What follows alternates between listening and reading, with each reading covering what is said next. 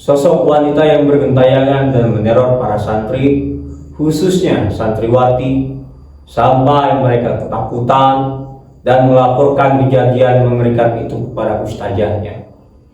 Lalu seperti apa ceritanya?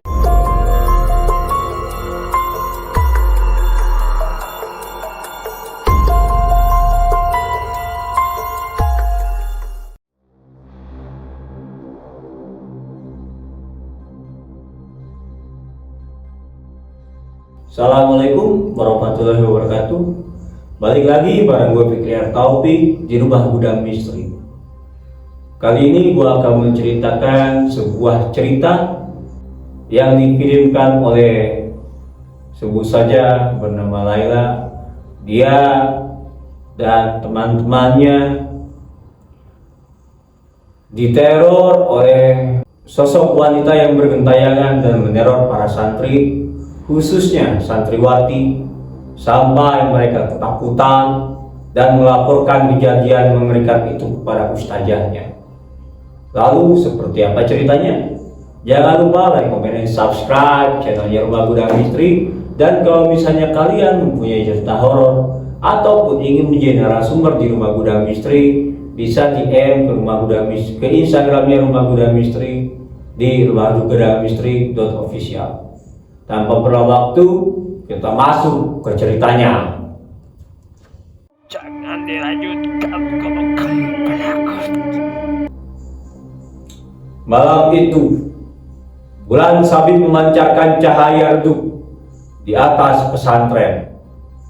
Udara dingin mulai menusuk, namun suasana pesantren tetap ramai. Para santriwati sibuk menghafal Al-Quran dan mengulang pelajaran. Di kamar nomor 7, Laila, seorang santriwati yang dikenal pemberani dan ceria, terlihat tidak seperti biasanya. Wajahnya pucat, matanya merah, ia hanya diam memandangi jendela. Teman-teman sekamarnya, Rina dan Nisa, heran melihat tingkah Laila. Laila, kamu kenapa? Tanya Rina sambil menepuk pundak Laila.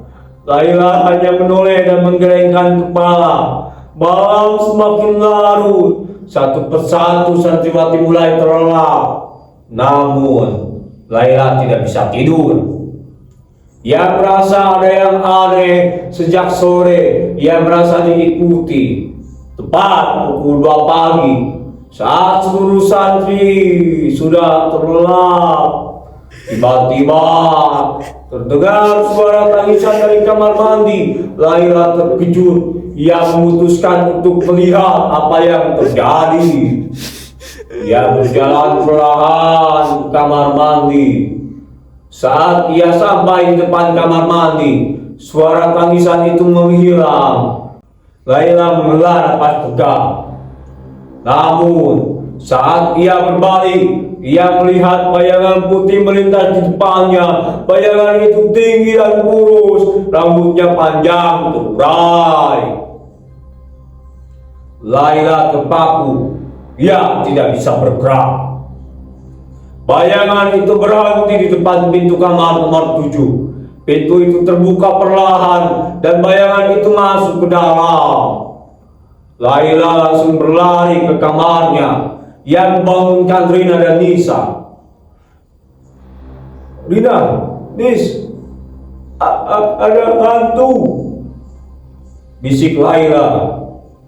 Rina dan Nisa terbangun dan terkejut. Mereka melihat ke arah pintu. Tidak ada siapa-siapa, Laila. Kamu bermimpi ya, kata Rina. Laila menggelengkan kepalanya. Tidak, aku tidak bermimpi. Tadi ada hantu di depan kamar kita, kata Laila. Nisa mencoba menenangkan Laila. Sudah, lebih baik kau tidur lagi saja. Mungkin itu hanya imajinasi kamu, Laila. Laila tidak bisa tidur. Dia terus memikirkan bayangan itu. Keesokan harinya, Laila menceritakan kejadian itu kepada teman-teman yang lain. Mereka semua ketakutan. Sejak saat itu, setiap malam santriwati di pesantren itu diganggu oleh hantu itu. Hantu itu sering menampakkan diri di kamar mandi, di lorong, bahkan di depan pintu kamar mereka. Semua santriwati ketakutan. Mereka tidak bisa tidur dan tidak bisa fokus belajar. Akhirnya mereka memutuskan untuk menceritakan kejadian ini kepada Ustazah Fatimah, pengasuh pesantren. Ustazah Fatimah mendengarkan cerita mereka dengan sesama. Ia tahu bahwa hantu itu adalah arwah santriwati yang dulu pernah mondok di pesantren itu. Namanya Siti. Siti meninggal karena sakit. Namun sebelum meninggal, ia merasa kesepian karena teman-temannya sibuk dan tidak ada yang menjenguknya. Ia meninggal dengan rasa dendam dan kesepian. Arwahnya tidak tenang. Ia kembali ke pesantren untuk mencari teman. Ustazah Fatimah mengumpulkan para santriwati. Ia menceritakan kisah Siti kepada mereka. Ustazah Fatimah meminta para santriwati untuk mendoakan Siti agar arwahnya tenang. Para santriwati pun melaksanakan sholat gaib dan berdoa untuk Siti. Mereka meminta maaf atas kelalaian mereka.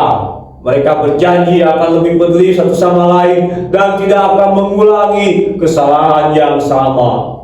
Setelah mereka berdoa, hantu Siti tidak pernah lagi menampakkan diri. Suasana pesantren kembali tenang. Para santriwati pun bisa tidur nyenyak dan belajar dengan tenang.